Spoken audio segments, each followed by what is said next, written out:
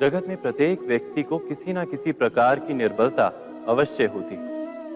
जैसे कोई बहुत तेजी से दौड़ नहीं पाता तो कोई अधिक भार नहीं उठा पाता, कोई असाध्य रोग से पीड़ित रहता है तो कोई पढ़े हुए पाठों को स्मरण में नहीं रख पाता। ऐसे अनेकों उदाहरण और भी हैं। क्या आप किसी ऐसे व्यक्ति को जानते हैं जिसे सब कुछ प्राप्त हो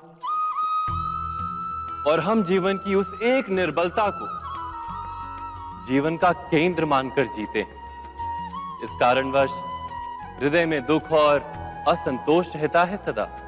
निर्बलता मनुष्य को जन्म से अथवा संजोग से प्राप्त होती है, किंतु उस निर्बलता को मनुष्य का मन अपनी मर्यादा बना लेता है। किंतु कुछ व्यक्ति ऐसे भी होते हैं जो अपने पुरुषार्थ और श्रम से उस निर्बलता को पराजित कर देते हैं। क्या भेद है उनमें और अन्य लोगों में? क्या आपने कभी विचार किया है? सरल सा उत्तर है इसका। जो व्यक्ति निर्बलता से पराजित नहीं होता, जो पुरुषार्थ करने का साहस रखता है हृदय में, वो निर्बलता को पार कर जाता है। अर्थात निर्बलता अवश्य ईश्वर देता है, किंतु मर्यादा मनुष्य का मन ही निर्मित करता है। स्वयं विचार कीजिए।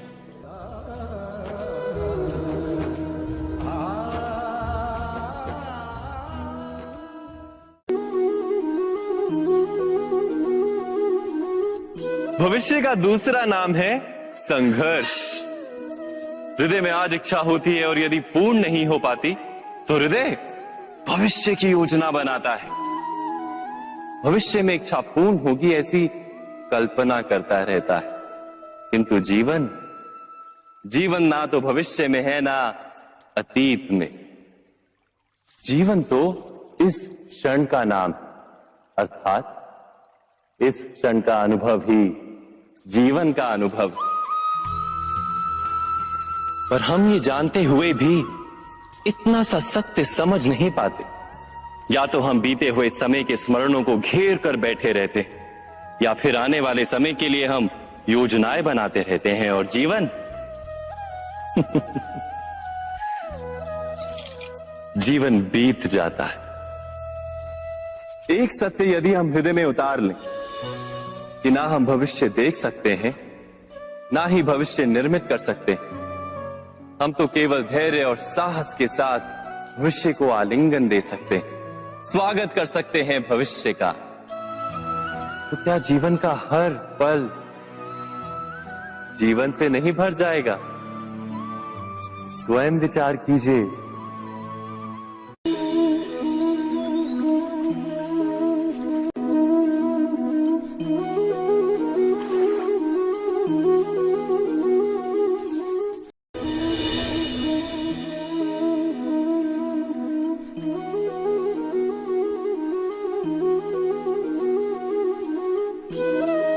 ज्ञान प्राप्ति सदा ही समर्पण से होती है, यह हम सब जानते हैं।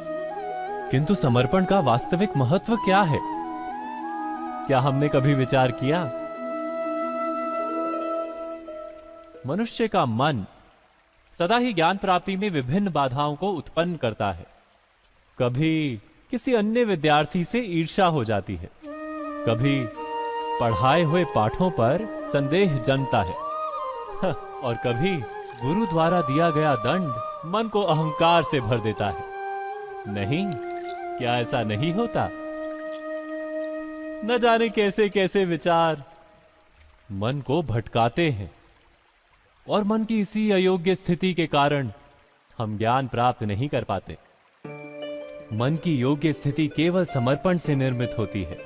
समर्पण मनुष्य के अहंकार का नाश करता है, ईर्ष्या, महत्वाकांक्षा आदि भावनाओं को दूर कर हृदय को शांत करता है और मन को एकाग्र करता है। वास्तव में ईश्वर की सृष्टि में ना ज्ञान की मर्यादा है ना ज्ञानियों की। गुरु दत्तात्रेय ने तो गाय और श्वान से भी ज्ञान प्राप्त कर लिया था। अर्थात विषय ब्रह्म ज्ञान का हो या जीवन के ज्ञान का या गुरुकुल में प्राप्त होने वाले ज्ञान का, उसकी प्राप्ति के लिए गुरु से अधिक महत्व है उस गुरु के प्रति हमारा समर्पण। क्या ये सत्य नहीं?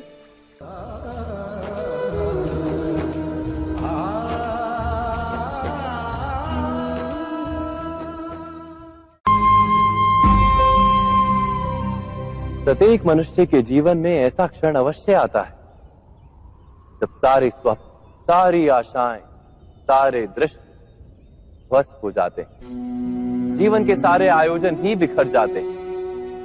एक और धर्म होता है और दूसरी ओर सुख। इसी को धर्म संकट कहते हैं। जब धर्म का वहन ही संकट हो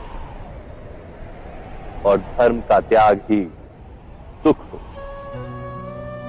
विचार कीजिए, कभी किसी स्वजन के विरुद्ध सत्य बोलने का अवसर प्राप्त हो जाता है, कभी ठीक दरिद्रता के समय सरलता से चोरी करने का मार्ग प्राप्त हो जाता है, कभी किसी शक्तिशाली राजनेता या राजा के कर्मचारी का अधर्म प्रकट हो जाता है। सबके जीवन में ऐसी घटना बनती ही रहती है। अधिकतर लोग ऐसे किसी क्षण को धर्म संकट के रूप में जान ही नहीं पाते। हमें किसी प्रकार के संघर्ष का अनुभव ही नहीं होता। सहजता से सुख की ओर खींचे चले जाते हैं, जैसे मक्खी गुड़ की ओर खींची चली जाती। वास्तव में धर्म संकट का क्षण ईश्वर के निकट जाने का क्षण होता है। यदि हम संघर्षों से भयभीत ना हो, सुख की ओर आकर्षित ना हो, अपने धर्म पर दृढ़ रहे,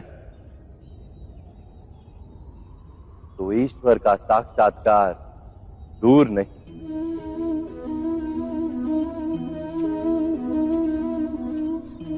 पवन से युद्ध करने वाला पत्ता यदि पेड़ से गिरता है तो भी आकाश की ओर उठता है। पवन से झुकने वाली घास वहीं भूमि पर रह जाती। अर्थात धर्म संकट से यदि हम संकट को ही टाल दें तो सुख तो मिलता है, जीवन बढ़ता है, किंतु क्या चरित्र नहीं टूटता? क्या आत्मा दरिद्र नहीं हो जाती? क्या ईश्वर से अंतर नहीं हो जाता? स्वयं विचार कीजिए।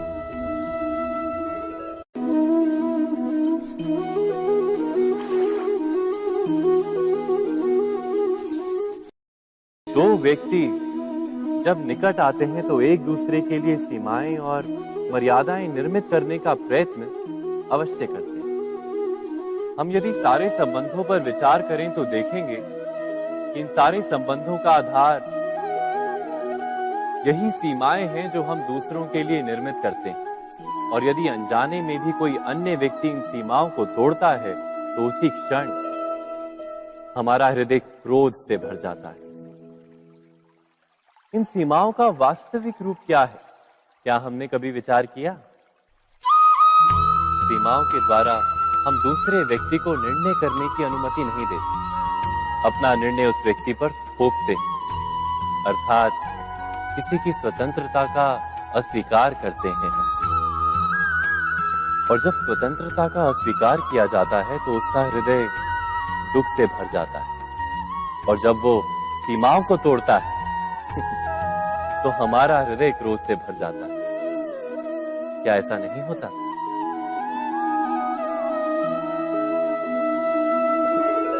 पर यदि एक दूसरे की स्वतंत्रता का सम्मान किया जाए तो किसी मर्यादाओं या सीमाओं की आवश्यकता ही नहीं होती।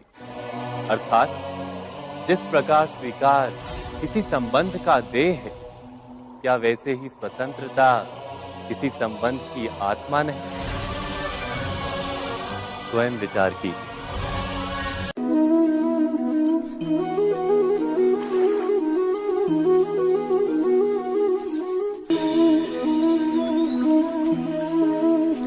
सबके जीवन में ऐसा प्रसंग अवश्य आता है कि सत्य कहने का निश्चय होता है हृदय में, किंतु मुख से सत्य निकल नहीं पाता। कोई भय मन को घेर लेता है। किसी घटना अथवा प्रसंग के बारे में बात करना या फिर स्वयं से कोई भूल हो जाए उसके बारे में कुछ बोलना, क्या ये सत्य है? नहीं, ये तो केवल तथ्य है। अर्थात जैसा हुआ था वैसा केवल बोल देना सामान्य सी बात है। किंतु कभी कभी उस तथ्य को बोलते हुए भी भय लगता है। कदाचित किसी दूसरे की भावनाओं का विचार आता है मन, दूसरे को दुख होगा ये भय भी शब्दों को रोकता है।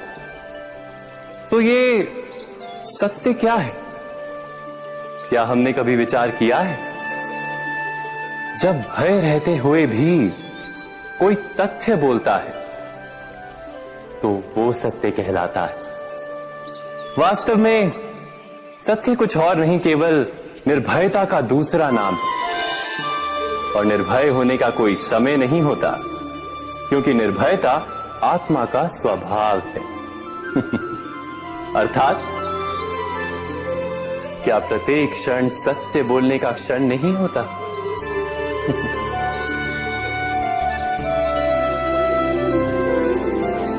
स्वयं विचार कीजिए।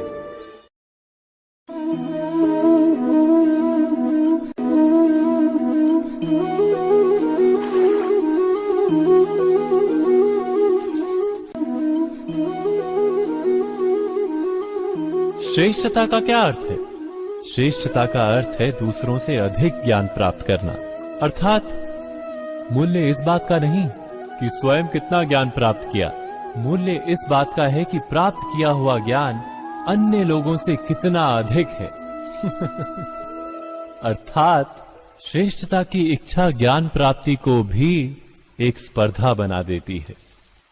और स्पर्धा में विजय अंतिम कब होती है?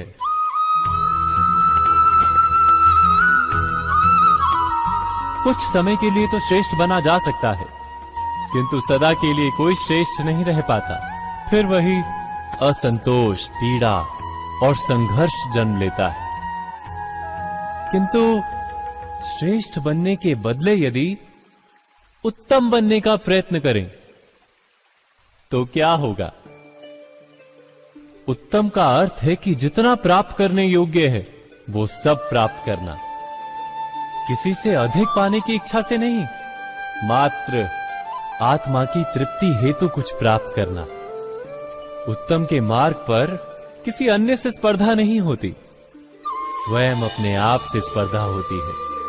अर्थात उत्तम बनने का प्रयत्न करने वाले को देर अबेर सारा ज्ञान प्राप्त हो जाता है, बिना प्रयत्न के ही वो श्रेष्ठ बन जाता है। किंतु जो श्रेष्ठ बनने का प्रयत्न करता है वो श्रेष्ठ बने या ना बने, उत्तम कभी नहीं बन पाता।